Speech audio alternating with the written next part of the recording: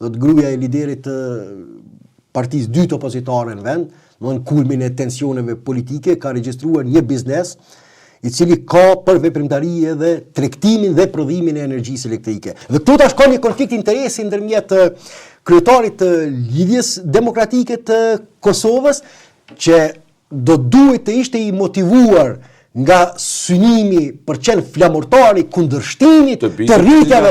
Dëgjoj, absolutisht jo. Do duhet të ishte njëri prej, jo i vetmi, njëri prej flamurtarëve të kundërshtimit politik mirëfillt, jo vetëm me deklarime në rrjetet sociale kundër shtrejtimit të rrymës, sepse ai cënon interesat e bizneseve të shumicës së qytetarëve të Kosovës dhe përfitimeve familjare. Sa më tepër që rriten çmimet energjetike, aq më shumë trashet përfitimi i kompanisë bashkëshorte. Po si ta përmbledhim tash të staquar?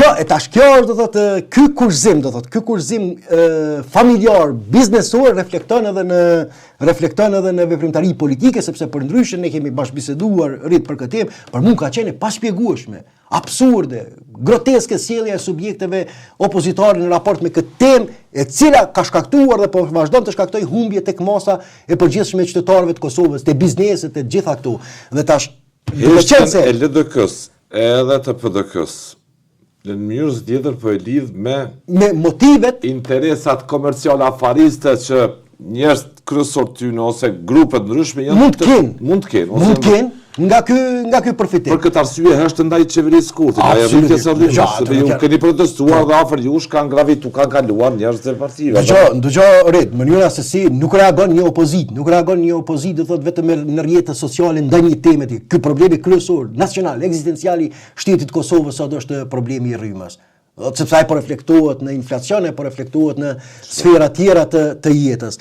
Dhe ta shihet qartë, duke u bërë publike këto dhëna, shihet qartë që ka kontradiktat mëdha ndërmjet detyrimeve politike për të angazhuar kundër kësaj, kundër shtrejtimit të rrymës ndërmjet poezon të LDK-s, e që unë jam i bindën që ka njerëz edhe në Partinë Demokratike të Kosovës përfshirë në këtë temë, pritet të bëhen publike, dhe motiveve të tyre për përfitime familjare. Sa më tepër që shtrejtohet. Do të ishte gjë e madhe, kanë drejt merren me biznes, me ligjet e publikës së Kosovës.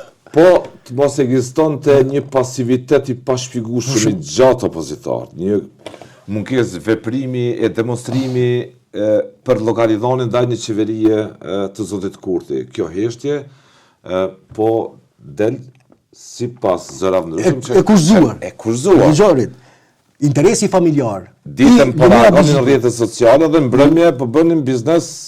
Dëgjorit, interesi familjar i Lumir Abdigjikut është që të ketë sa më shumë shtrejtim të çmimeve të energjisë elektrike.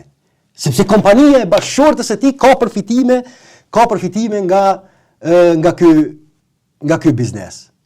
Do thotë ndërkohë tash ky interes i tij familjar bën kundërshtim me detyrimin politik për të angazhuar kundër shtrejtimeve të rrymës. Atje situata po çon thonë. Kjo është arsyeja kryesore pse kemi parë një qasje paradoksale të opozitës në raport me këtë. E pashpjegueshme. Nuk do të ndodhte asgjë kundër kjo.